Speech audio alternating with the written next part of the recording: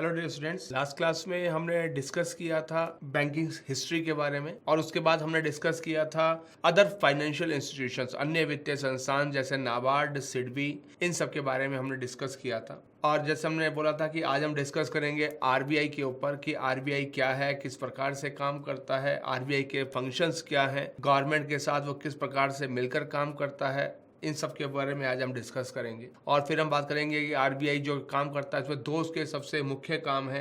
पहला होता है उसका करेंसी इश्यू करना और दूसरा होता है उसका मॉनेटरी पॉलिसी बनाना, पैसे मुद्रा को जारी करना और उसके साथ साथ करेंसी को जारी करना और उसके साथ साथ मौद्रिक नीति को देना। ये जो होता है ये आरबीआई के दो मुख्य कार्य होते हैं और आज जो है हम उसके ऊपर जो है पूरा डिस्कस करेंगे। पहले जैसे मैंने आपको इनिशियली बताया था कि जो आरबीआई है, आरबीआई की स्थापना कब हुई, मैंने आपको बताया ही था कि आरबीआई की जो स्थापना हुई 1/4/1935 को हुई आरबीआई की स्थापना और हिल्टन यंग कमीशन की रिकमेंडेशन के ऊपर जो हुई आरबीआई की स्थापना हुई। इस कमीशन ने अपनी रिपोर्ट जो थी वो ब्रिटेन की संसद में प्रस्तुत करी और उसके आधार पर आरबीआई की स्थापना की गई। ये भी मैं आपको बता चुका हूं कि जो आरबीआई है, आरबीआई का जब खोला गया उस समय जो इसका हेडक्वार्टर था वो रखा गया था कोलकाता में, लेकिन 1937 में 1937 में इसका जो हेडक्वार्टर था वो शिफ्ट कर दिया गया कहां पर, मुंबई में, और जहां पर इसका अभी भी इसका हेडक्वार्टर। और इसमें जो सबसे इंपॉर्टेंट चीज, एक और चीज आती है, आरबीआई की जो कैपिटल लगाई गई, इसमें जो पूंजी लगाई गई वो लगाई गई, इसमें 100 शेयर थे, 100 शेयर्स, जिसमें 5 लाख रुपए का एक शेयर था। एक शेयर जो था 5 लाख रुपए का था, कुल 100 शेयर थे, यानी कि इसमें जो कुल पूंजी लगाई गई वो लगाई गई 5 करोड़ रुपए की। 5 करोड़ रुपए की पूंजी के साथ आरबीआई की स्थापना की गई। ये आपको पता ही है कि ये क्या है, हमारा एक सेंट्रल बैंक है, केंद्रीय बैंक है। सभी देशों में एक केंद्रीय बैंक होता है, सेंट्रल बैंक होता है, जो उस देश में मुद्रा जारी करता है, मुद्रा के प्रवाह को नियंत्रित करता है, विदेशी मुद्रा भंडार का ध्यान रखता है। जैसे हम बात करें अमेरिका की, अमेरिका में फेडरल रिजर्व है, पाकिस्तान में रिजर्व बैंक ऑफ पाकिस्तान है और विश्व का सबसे पुराना जो सेंट्रल बैंक है वो स्विट्जरलैंड का है। लेकिन एक चीज जो याद रखिएगा कि जो आरबीआई है, आरबीआई ने ना केवल भारत बल्कि 2 अन्य देशों के केंद्रीय बैंक के रूप में भी काम किया। आरबीआई ने 2 अन्य देशों के केंद्रीय बैंक के रूप में कार्य किया। ये ना केवल भारत का रहा बल्कि 2 अन्य देशों का भी रहा। पहला रहा बर्मा, जिसको आज हम म्यांमार के नाम से जानते हैं। बर्मा 1935 जब इसकी स्थापना हुई से लेकर 1947 तक, 1947 तक जब भारत आजाद हुआ, बर्मा के केंद्रीय बैंक के रूप में भी कार्य किया। और दूसरा था पाकिस्तान। पाकिस्तान 14 अगस्त 1947 जिस दिन पाकिस्तान आजाद हुआ से लेकर 30 जून 1948 तक, 14 अगस्त 1947 पाकिस्तान की आजादी का दिन से लेकर 30 जून 1948 तक रिजर्व बैंक ऑफ इंडिया ने पाकिस्तान के केंद्रीय सेंट्रल बैंक के रूप में भी काम किया। और उसके बाद 1 जुलाई 1948 रिजर्व बैंक ऑफ पाकिस्तान ने काम करना शुरू कर दिया। ये आपको पता ही होगा कि अगर हम भारत की बात करें तो भारत में इन जनरल जो हमारा वित्तीय वर्ष चलता है वो क्या चलता है, 1 अप्रैल से लेकर 31 मार्च चलता है, 1 अप्रैल टू 31 मार्च चलता है। लेकिन रिजर्व बैंक ऑफ इंडिया का जो वित्तीय वर्ष चलता है, आरबीआई फाइनेंशियल ईयर, आरबीआई का जो वित्तीय वर्ष चलता है वो चलता है 1 जुलाई से लेकर 30 जून, यानी कि जो आरबीआई है उसका जो वित्तीय वर्ष है वो जुलाई 1 से जून 30 तक यानी कि इसका जो वित्तीय वर्ष है वो अलग प्रकार से चलता है। यानी कि आरबीआई का जो नया साल शुरू होता है वो 1 जुलाई से होता है, यानी कि जितने भी अपने आरबीआई अपने डाटा निकालता है वो 1 जुलाई से 30 जून के बीच के निकालता है। ये तो हो गया आरबीआई का एक काम। अब हम बात करेंगे आरबीआई के दूसरी चीज की कि जो आरबीआई है, आरबीआई के अगर हम बोर्ड की बात करें यानी कि आरबीआई का जो बोर्ड है वो किस प्रकार से बनता है। आरबीआई का जो बोर्ड है उसमें सबसे पहले आते हैं आरबीआई के गवर्नर, 1 नंबर। यानी कि आरबीआई में एक गवर्नर होते हैं जिनका चयन जो किया जाता है वो करता है, कौन करता है आरबीआई के गवर्नर का चयन? आरबीआई के गवर्नर का चयन जो है भारत सरकार करती है, प्रधानमंत्री कार्यालय करता है और इसका जो कार्यकाल होता है वो 3 वर्ष का होता है। 3 वर्ष अथवा 65 वर्ष, 3 वर्ष या 65 वर्ष की आयु, जिसे 2 और वर्षों के लिए बढ़ाया जा सकता है। ठीक, यानी कि आरबीआई के जो गवर्नर होते हैं उनका जो कार्यकाल होता है वो 3 साल का होता है, लेकिन यदि सरकार चाहे तो इनका कार्यकाल 2 और साल के लिए बढ़ा सकती है, यानी कि 3 साल से बढ़ाकर 5 साल भी कर सकती है, लेकिन इनिशियली 3 साल के लिए ही बनाया जाता है। यानी कि 2 क्वेश्चन बनते हैं। अगर क्वेश्चन आता है कि आरबीआई के जो गवर्नर होते हैं उनका कार्यकाल कितने वर्ष का होता है तो 3 वर्ष का, कोई कंफ्यूजन नहीं रखिएगा। लेकिन यदि क्वेश्चन आता है कि आरबीआई के जो गवर्नर होते हैं उनका जो कार्यकाल है वो अधिकतम कितने वर्ष का होता है, दैट इज 5 ईयर्स, 5 साल। ठीक, ये तो हो गया आरबीआई के गवर्नर का काम। भारत सरकार जब चाहे गवर्नर को हटा सकती है, ऐसा कोई फिक्सेशन नहीं है कि 3 साल के लिए ही रखेंगे। अपॉइंटमेंट 3 साल के लिए होती है और यदि चाहे तो गवर्नर भी जो होते हैं वो बीच में ही अपना पद त्याग कर सकते हैं। जैसे आपको पता ही होगा, अभी पिछले वर्ष ही जो आरबीआई के जो गवर्नर थे उर्जित पटेल, उन्होंने अपने कार्यकाल से पहले इस्तीफा दे दिया और उसके बाद शक्तिकांत दास को नया आरबीआई का गवर्नर बनाया गया। अगर हम इसके अलावा इसमें होते हैं डिप्टी गवर्नर, 4, यानी कि 1 गवर्नर 4 डिप्टी गवर्नर। इसके अलावा होते हैं इसमें डायरेक्टर, आरबीआई के डायरेक्टर 4 नंबर। इसके अलावा होते हैं वित्त मंत्रालय के निदेशक, यानी कि फाइनेंस मिनिस्ट्री डायरेक्टर्स, ये होते हैं 2 नंबर। या ये बनता है आरबीआई का मेन बोर्ड। आरबीआई का जो मेन बोर्ड होता है उसमें 1 गवर्नर, 4 डिप्टी गवर्नर, 4 डायरेक्टर और 2 वित्त मंत्रालय के डायरेक्टर, यानी कि कुल मिलाकर 11 सदस्य होते हैं। इसके अलावा गवर्नमेंट ऑफ इंडिया डायरेक्टर, इसके अलावा भारत सरकार जो होती है वो निदेशक यहां पर अपने अपॉइंट करती है, दैट इज 10। यानी कि कुल बोर्ड हो गया कितने, 21। यानी कि आरबीआई के बोर्ड में कुल मिलाकर 21 सदस्य होते, जिसमें 1 गवर्नर, 4 डिप्टी गवर्नर, 2 वित्त मंत्रालय के डायरेक्टर, 4 निदेशक और 10 भारत सरकार के डायरेक्टर। इन सबको मिलाकर बनता है आरबीआई का एक बोर्ड। ठीक, ये तो हो गया आरबीआई का बोर्ड। अब इसमें एक क्वेश्चन की अगर मैं और बात करूं कि भारत सरकार के बीच और आरबीआई के बीच संबंध किस प्रकार के होते हैं। क्या सरकार के बीच और आरबीआई के बीच संबंध अच्छे रहते हैं, या किसी भी देश की सरकार के बीच या और उस देश के केंद्रीय बैंक के बीच क्या संबंध अच्छे रहते हैं? आपने देखा होगा कि इन जनरल जो सरकार है, हमारी सरकार है, भारत सरकार है, और उसके बीच और आरबीआई के बीच इन जनरल जो संबंध होते हैं, जो रिलेशंस होते हैं, वो बहुत अच्छे नहीं रहते, क्योंकि आरबीआई अपने आप में एक ऑटोनोमस स्वायत्त संस्था है जो अपना कार्य करती है और भारत सरकार अपना कार्य करती है, जिस कारण से दोनों के बीच कुछ मतभेद पैदा होने आवश्यक है। अपने आप ही उन लोगों के बीच जो होते हैं, जो एक डिस्प्यूट्स है, वो क्रिएट हो जाते हैं। क्योंकि आरबीआई का मुख्य कार्य क्या है, मुद्रास्फीति को नियंत्रण में रखना। इसके लिए वो क्या करता है, उपाय करता है, रेपो रेट में चेंज करता है, वो सब डिस्कस करेंगे अभी आगे। रेपो रेट में चेंज करता है, मनी के फ्लो को रेगुलेट करता है, उनसे जो करता है। भारत सरकार भी यही काम करती है, मुद्रास्फीति को नियंत्रण में रखती है। लेकिन भारत सरकार की अपनी एक समस्याएं हैं। भारत सरकार बेशक मुद्रास्फीति नियंत्रण रखने का प्रयास करती है, लेकिन भारत सरकार इसके अलावा कुछ ऐसे कार्य भी कर देती है जिससे मुद्रास्फीति अपने आप नियंत्रण से बाहर जाने लगती है, जो भारत सरकार के बीच और आरबीआई के बीच विवाद का कारण बन जाती है। जैसे हम अभी बात करें किसानों के लोन को माफ करना। क्या किसानों के लोनों को माफ करने से भारत की अर्थव्यवस्था में सुधार हो सकता है? नहीं हो सकता। क्योंकि यदि भारत सरकार किसानों के लोन माफ करती है या कोई राज्य सरकार किसानों के लोन माफ करती है, उससे क्या हो जाएगा, मुद्रास्फीति, महंगाई दर बढ़ने का खतरा हो जाएगा। अब आरबीआई का कहना होता है कि आपने क्या किया, किसानों के लोन माफ कर दिए, इससे बाजार में मनी का फ्लो बढ़ गया। अब हम मुद्रास्फीति को नियंत्रण में कैसे करें, विवाद का विषय बन जाता है।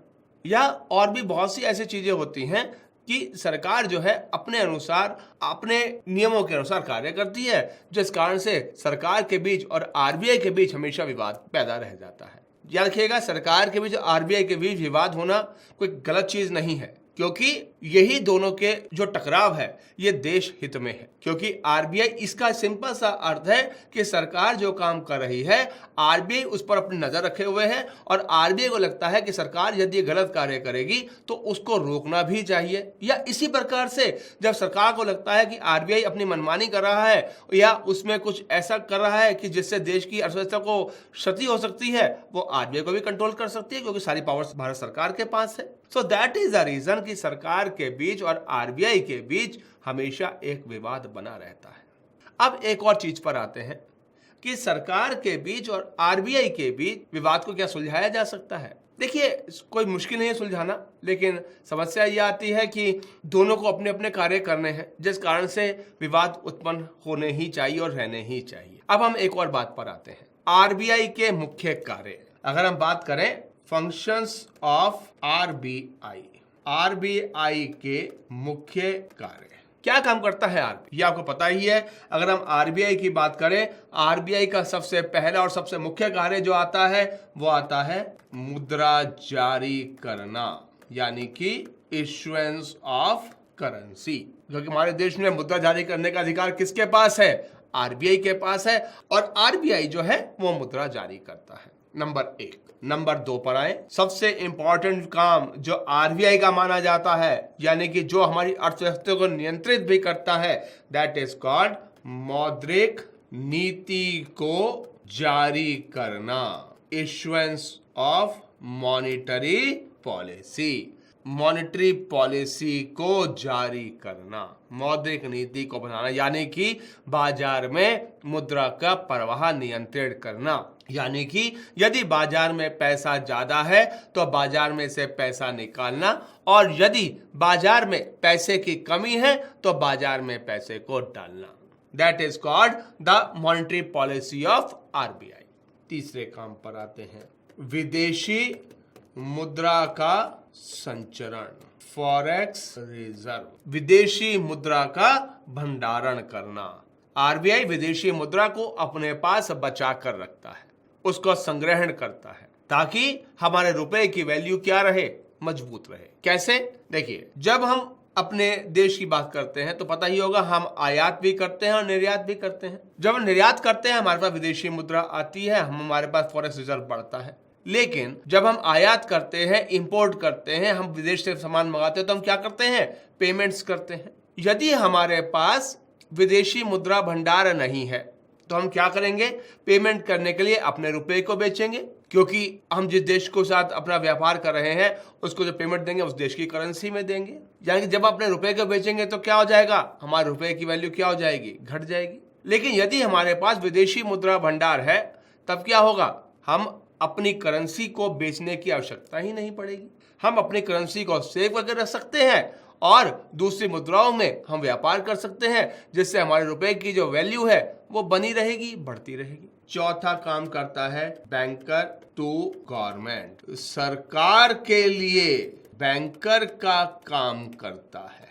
यानी कि जब सरकार को पैसे की आवश्यकता होती है उसको वो पैसा देता है, उसके लिए पैसा अरेंज करता है। नंबर 5, इसको एक विशेष रूप से नाम देते हैं बैंकर्स बैंक, यानी कि बैंकों का बैंक। यानी कि जब भी पैसे की आवश्यकता पड़ती है बैंकों को, ये बैंकों को पैसा देने का काम करता है। It works as banker to government and banker to bank. जब भी बैंक समस्या में होते हैं उनको बाहर निकालने की जिम्मेदारी किसकी होती है, आरबीआई की होती है। इसके अलावा ये एक और बहुत काम, इसको हम बोलते हैं, जो विशेष रूप से आरबीआई के लिए बोला भी जाता है, इसको बोलते हैं लेंडर्स टू लास्ट रिजॉर्ट, अंतिम करदाता के रूप में भी काम करता है। यानी कि जब भी किसी को फंड की आवश्यकता होती है, जब भी कोई आखिरी समय होता है, यानी कि जब और सभी सोर्सेज समाप्त हो जाते हैं, तब उस समय आरबीआई बैंकों को, सरकार को या मॉनेटरी पॉलिसी के रूप में या और प्रकार से बाजार में पैसे का प्रवाह नियंत्रित करता है। तो ये थे आरबीआई के मुख्य कार्य, किस प्रकार से आरबीआई बनता है, आरबीआई काम करता है, ये सब चीजें आती हैं। अब हम डिस्कस करेंगे सबसे इंपॉर्टेंट चीज जो मैंने बताया, आरबीआई का सबसे मुख्य कार्य होता है मुद्रा जारी करना। आरबीआई किस प्रकार से मुद्रा जारी करता है, किस प्रकार से कार्य करता है, अब हम इसके ऊपर जो है हम विचार करेंगे। इशुएंस ऑफ करेंसी, जैसे मैंने बताया भी था आपको कि हम आरबीआई के मुख्य कार्य समझने के बाद हम आरबीआई के ऊपर पूरा डिस्कस करेंगे। तो आज हम पहले बात करेंगे इशुएंस ऑफ करेंसी, मुद्रा जारी करना, कि आरबीआई किस प्रकार से मुद्रा जारी करता है और किस प्रकार से उसके अंतर्गत सारी चीजें आती। मुद्रा, पहली बात करते हैं कि मुद्रा होती क्या है, व्हाट इज करेंसी। देखिए, जो मुद्रा होती है, मुद्रा बेसिकली हमारे लिए लेन देन का एक साधन है। ये आपको पता ही है कि अगर हम पुराने जमाने की बात करें, हम क्या चलता था, एक सिस्टम चलता था, बार्टर सिस्टम चलता था, यानी कि वस्तु के बदले में वस्तुओं का आदान प्रदान चलता था। लेकिन जो वस्तुओं का आदान प्रदान था वो एक फुल प्रूफ प्रावधान नहीं था, क्योंकि नमक के बदले में चीनी का अगर हम करें कि आदान प्रदान हो तो ये काफी हद तक सफल नहीं कहा जा सकता। इसी समस्या को दूर करने के लिए विश्व में मुद्रा का प्रचलन प्रारंभ हुआ और धीरे धीरे मुद्रा ने इस प्रकार का रूप अपना लिया कि वो न केवल अपने ही देश में व्यापार के लिए काम आने लगी, बल्कि विदेश भी उसको स्वीकार करने लगे। क्योंकि पता ही है आपको, हमारी जो करेंसी है वो अन्य देश स्वीकार करते ही हैं और किसी अन्य देश की करेंसी हमारे देश में भी स्वीकार की जाती है। इस प्रकार से इसके अंतर्गत जो है सारा का सारा कार्य जो है वो चलता रहता है। अगर हम भारत की बात करें, भारत में जो मुद्रा जारी की जाती है, जितनी माने मुद्रा जारी होती है, वो सब जारी होती है मिनिस्ट्री ऑफ फाइनेंस के निर्देश पर, वित्त मंत्रालय के निर्देश पर हमारे देश में मुद्रा जारी की जाती है। यानी कि अगर आरबीआई को कुछ भी मुद्रा छापनी है तो उसके लिए वो किससे परमिशन लेगा, आरबीआई से। आरबीआई किससे परमिशन लेगा, वित्त मंत्रालय से परमिशन लेगा, उसके बाद ही जो है वो करेंसी इश्यू कर सकता है।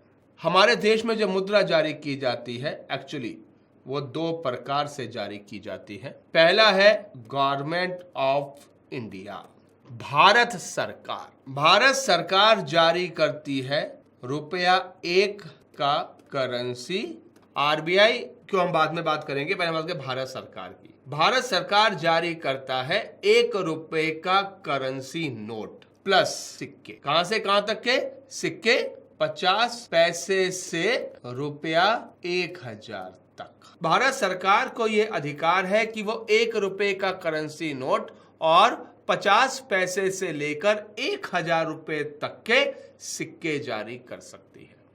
भारत सरकार का एक अधिनियम है, मिंट अधिनियम, सिक्के ढालने का अधिनियम 1905। इसके अंतर्गत भारत सरकार को यह अधिकार दिया गया है कि वो ₹1 का करेंसी नोट और 50 पैसे से लेकर 1000 रुपए तक के सिक्के जारी करें।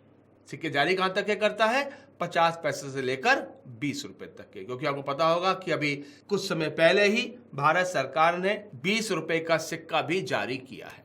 याद रखिएगा, 2009 में हमारा आखिरी सिक्का आया था 10 रुपए का सिक्का, जो हमारी सरकार ने 5 पैसे बढ़ाकर 10 रुपए का किया था। और ठीक 10 साल बाद 2019 भारत सरकार ने अपना जो सिक्का है, एक नया सिक्का लेकर आई है, 20 रुपए का सिक्का। ये तो हो गया भारत सरकार किस प्रकार से करेंसी जारी करती है।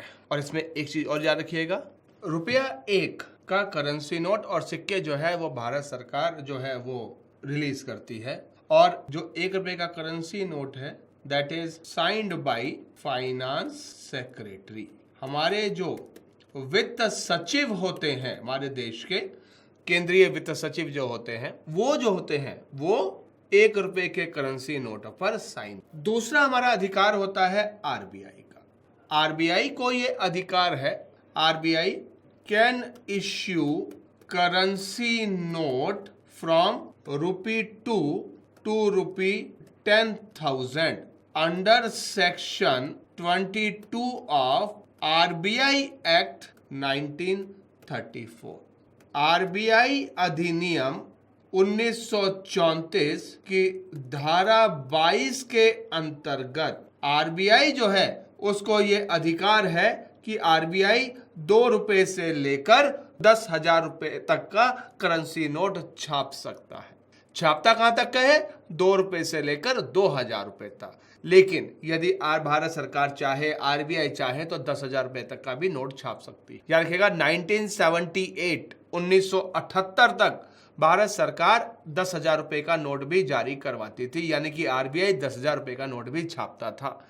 लेकिन सन 1978 में 1978 में आरबीआई ने 10,000 रुपए का नोट छापना बंद कर दिया और भारत सरकार ने 10,000 करेंसी नोट को जो था उसका विमुद्रीकरण कर दिया, डीमोनेटाइजेशन कर दिया। लेकिन याद रखिएगा एक और चीज बता दो, बेशक करेंसी भारत देश में आरबीआई जारी करता है, लेकिन किसी भी करेंसी को बंद करने का अधिकार केवल और केवल भारत सरकार के पास है। जैसे 2016 में हमने 500 और 1000 रुपया करेंसी नोट बंद किया, किसने किया? भारत सरकार ने किया। ये आरबीआई के पर्व्यू में नहीं आता है। भारत सरकार की मर्जी है कि वो आरबीआई से सलाह ले या ना ले, लेकिन करेंसी जो इस प्रकार से विमुद्रीकरण किया जाता है वो भारत सरकार जो है वो इस प्रकार से उसको बंद कर सकती है, उसको ये अधिकार है।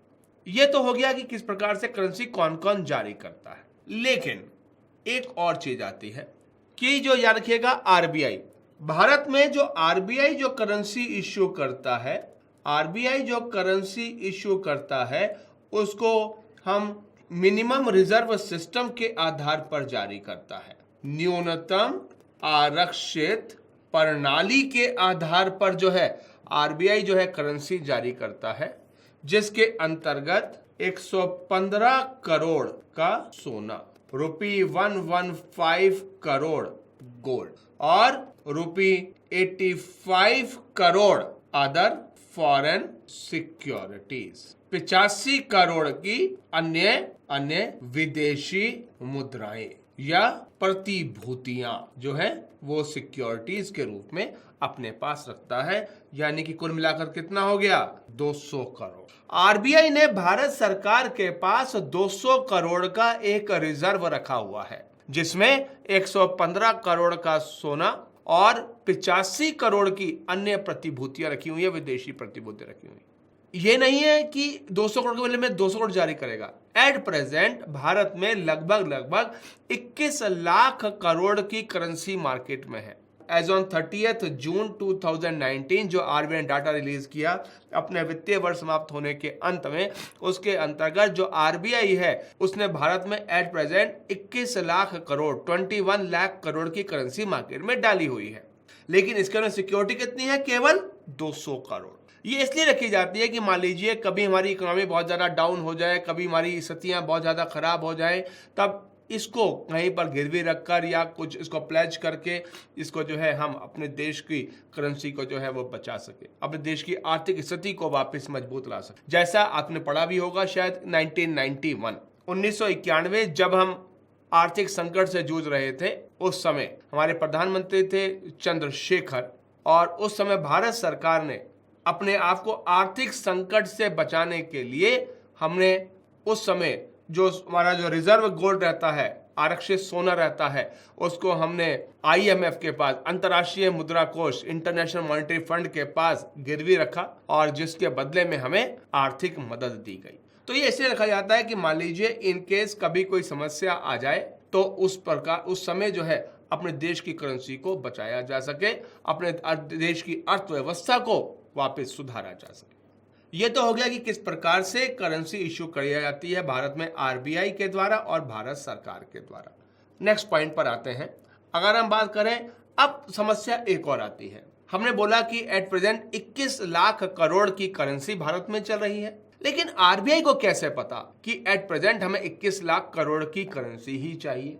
मान लीजिए हमारे पास आवश्यकता है 23 लाख करोड़ की करेंसी की, आरबीआई ने 21 लाख करोड़ जारी किए, या हमारे देश को आवश्यकता है 18 लाख करोड़ करेंसी की, आरबीआई ने 21 लाख करोड़ जारी किए। अब आरबीआई कैसे पता चलता है कि हमें इतनी ही करेंसी चाहिए? अगर हम बात करें फैक्टर्स फॉर इशूइंग करेंसी, मुद्रा को जारी करने के लिए प्रभावित करने वाले कारक, कि किस प्रकार से कौन कौन से फैक्टर्स हैं जो हमारी करेंसी को प्रभावित करते हैं कि हमारी करेंसी उसके आधार पर जो है जारी की जाती है, जिसमें सबसे पहले आता है जीडीपी ग्रोथ रेट, जीडीपी विकास दर। क्योंकि जितनी हमारी विकास दर बढ़ेगी, जितना हमारा जीडीपी ग्रोथ रेट बढ़ेगा, उतना उत्पादन तो हमें चाहिए, उतना पैसा तो हमें चाहिए। देखिए बहुत सिंपल सा एक नियम है, हमने बोला कि जीडीपी बढ़ेगी, जब जीडीपी बढ़ेगी तो क्या होगा, उत्पादन बढ़ेगा, जब उत्पादन बढ़ेगा तो क्या करेंगे, हम पेमेंट्स करनी है, और जब हमें पेमेंट्स करनी है तो उसके लिए क्या चाहिए, हमारे को पैसा चाहिए। यानी कि जितना हमारा ग्रोथ रेट होता है उसके आधार पर अनुमानित रूप से आरबीआई उतनी करेंसी बाजार में डालता है ताकि बाजार में पैसे की कमी रहे ना। दूसरी चीज देखी जाती है इन्फ्लेशन, मुद्रास्फीति, जिसको आप सिंपल सी भाषा में बोलते हैं आप महंगाई दर। यानी कि जब बाजार में महंगाई दर ज्यादा हो, यानी कि बाजार में क्या हो गया, मनी का फ्लो ज्यादा हो गया, मनी का फ्लो ज्यादा हो गया तो क्या हो गया, हमें मुद्रा को कम करना पड़ेगा, यानी कि आरबीआई क्या करेगा, कम करेंसी इश्यू करेगा।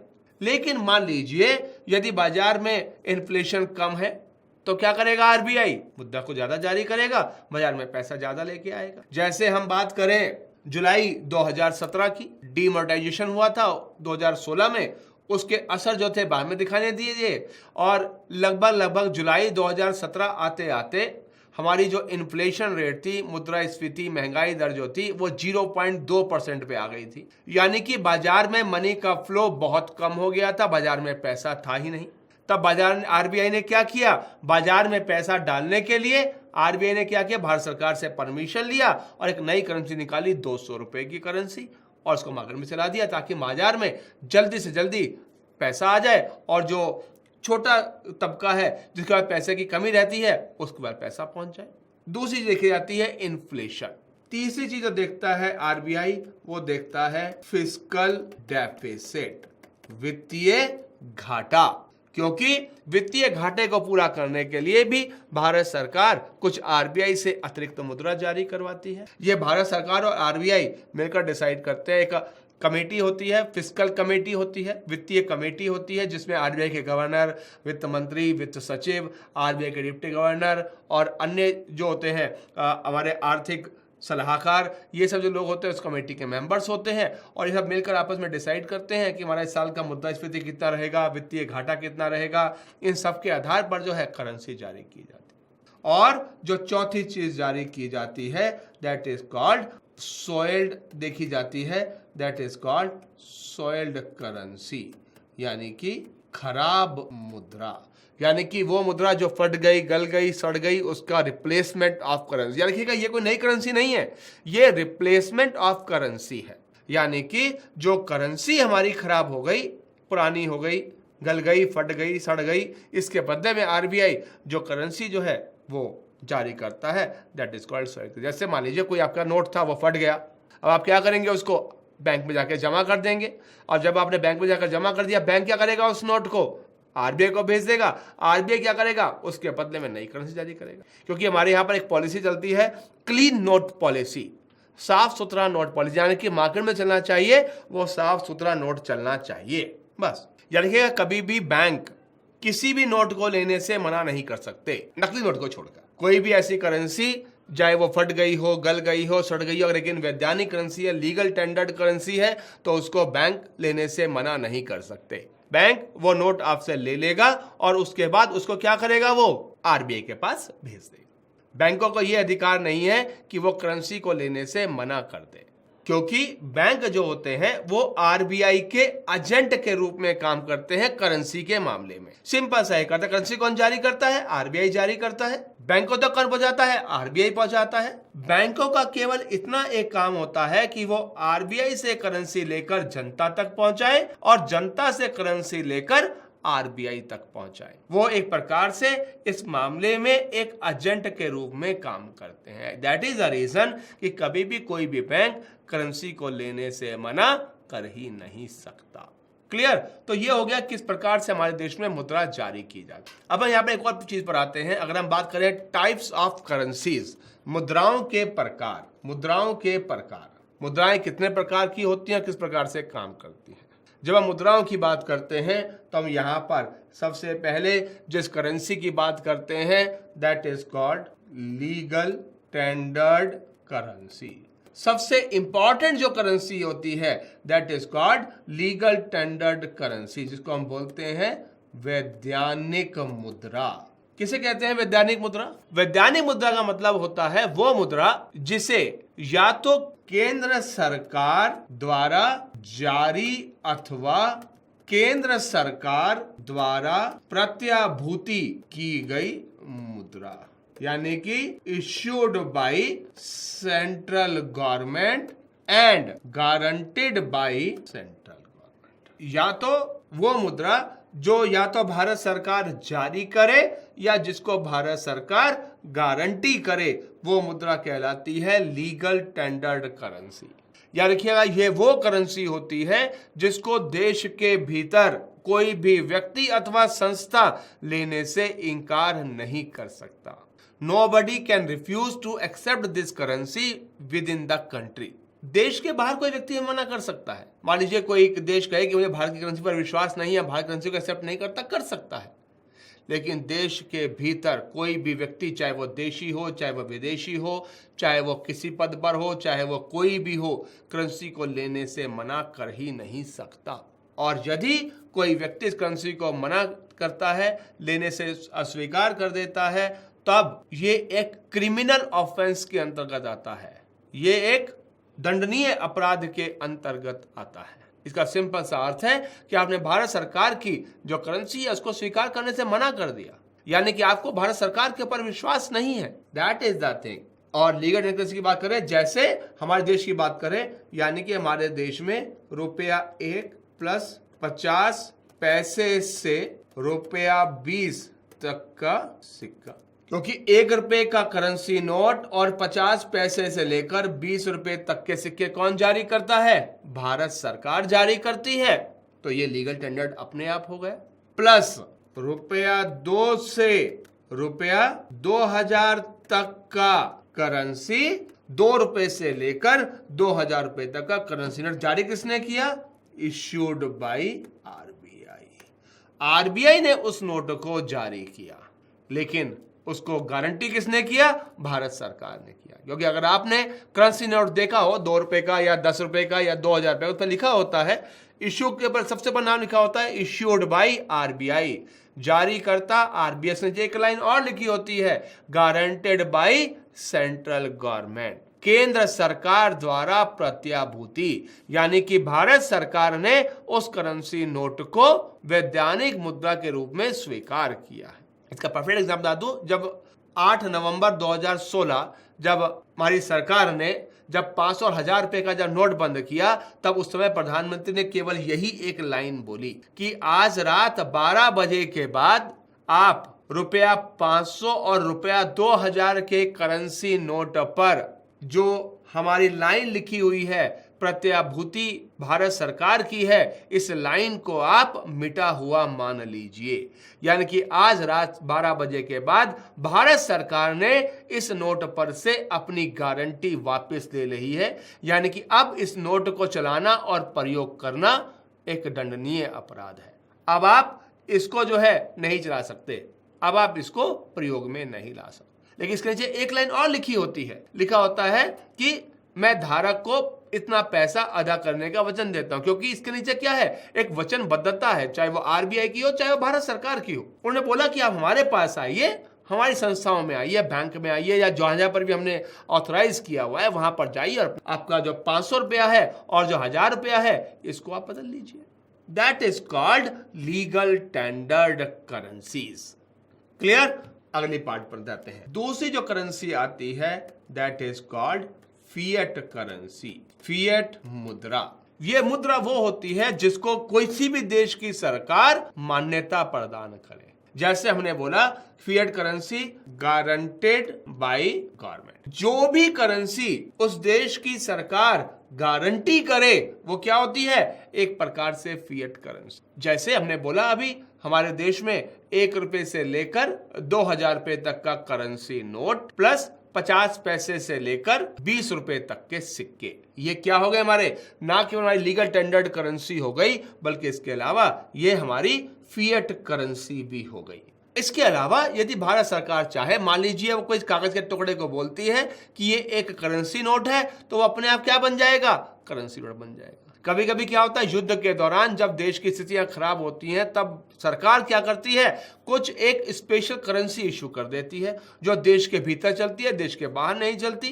तब ये क्या कहलाती है, क्योंकि सरकार ने जारी करी है, क्या बन जाती है, ये अपने आप ही फिएट करेंसी बन जाती है। ठीक, लेकिन तीसरी आती है हमारी हार्ड करेंसी।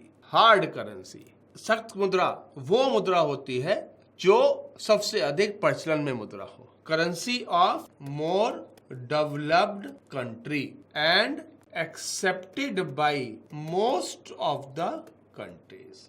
अधिक विकसित देशों की मुद्रा तथा अधिकांश देशों द्वारा स्वीकृत मुद्रा, यानी कि वो मुद्रा जिसे विश्व के अधिकांश देश एक्सेप्ट करें और जिसमें सबसे अधिक व्यापार चलता हो। जैसे हम बात करें यूएस डॉलर, यूरो, ये सब क्या है, मोस्ट एक्सेप्टेबल करेंसीज हैं। चाहे वो यूरो हो, चाहे वो अमेरिका का डॉलर हो। इस समय विश्व का सबसे अधिक व्यापार किस में चलता है, यूएस डॉलर में चलता है। और विश्व की सबसे अधिक एक्सेप्टेबल करेंसी कौन सी है, यूएस डॉलर है। तो ये क्या बन जाती है, हार्ड करेंसी बन जाती है, जिसको खरीदना मुश्किल होता है, जिसकी वैल्यू ज्यादा होती चली जाती है। That is called hard currency. और इसके ठीक विपरीत आती है सॉफ्ट करेंसी, नरम मुद्रा। Currency not acceptable by the countries, वो मुद्रा जिसे कोई स्वीकार ना करे, यानी कि वो मुद्रा जिस देश की इकोनॉमी बहुत ज्यादा खराब हो गई हो, जहां की अर्थव्यवस्थाएं खराब हो, सरकार कमजोर हो, वो करेंसी क्या हो जाएंगी, सॉफ्ट करेंसी हो जाएंगी। क्योंकि मान लीजिए यदि किसी देश की सरकार कमजोर है, या यदि किसी देश का व्यापार बहुत कम है, उसकी अर्थव्यवस्था नीचे की तरफ जा रही है, तो आप उसी करेंसी को लेकर करेंगे क्या। जैसे वर्तमान समय में बात करें वेनेजुएला का बॉलीवर। वेनेजुएला की करेंसी क्या है, बॉलीवर। यह समय क्या है, सॉफ्ट करेंसी है, क्योंकि वेनेजुएला इस समय आर्थिक संकट से गुजर रहा है। वहां पर इस समय जो इन्फ्लेशन है, जो मुद्रास्फीति है, 10 लाख के आसपास पहुंच चुकी है। तो क्या हो जाएगी, ये करेंसी को एक्सेप्ट करना ही नहीं चाहेगा, तो ये क्या बन जाएगी, हमारी सॉफ्ट करेंसी बन जाएगी। या जिम्बाब्वे डॉलर। जिम्बाब्वे डॉलर जो है, जिम्बाब्वे की अर्थव्यवस्था बहुत नीचे जा चुकी है, जिस कारण से कोई भी जो है अब उसको स्वीकार करना नहीं चाहेगा, तो ये क्या बन जाएगी, हमारी सॉफ्ट करेंसी बन जाएगी। So that is called our different types of currency. इसमें हम एक और प्रकार का भी लेते हैं, that is not called currency, that is called money, that is called near money, सन्निकट मुद्रा। किसे कहते हैं सन्निकट मुद्रा? सन्निकट मुद्रा का मतलब होता है वो मुद्रा जो एक्चुअली करेंसी नहीं है, लेकिन करेंसी के सारे कार्य करती है, जिसको हम करेंसी की जगह पर यूटिलाइज कर सकते हैं, और वही उसकी वैल्यू होगी जो करेंसी की वैल्यू है। इसको हम बोलते हैं सन्निकट मुद्रा, near money. That is you can say paper, इसको आप कह सकते हैं पेपर और document which can be accepted as currency. कोई भी पेपर पर पत्र जिसे मुद्रा के स्थान पर प्रयोग किया जा सके, इसको हम क्या बोलेंगे, तो हम बोलते हैं नियर मनी। जैसे हम बात करें चेक। चेक क्या है हमारा, नियर मनी का परफेक्ट एग्जांपल, क्योंकि चेक 5,000 रुपए का चेक 5,000 रुपए करेंसी के बराबर है। पेमेंट हमने बाद में करनी है, बस फर्क इतना है। डिमांड ड्राफ्ट या कोई बिल्स ऑफ एक्सचेंज, जिसको आप बोलते हैं हिंदी में विनिमय बिल।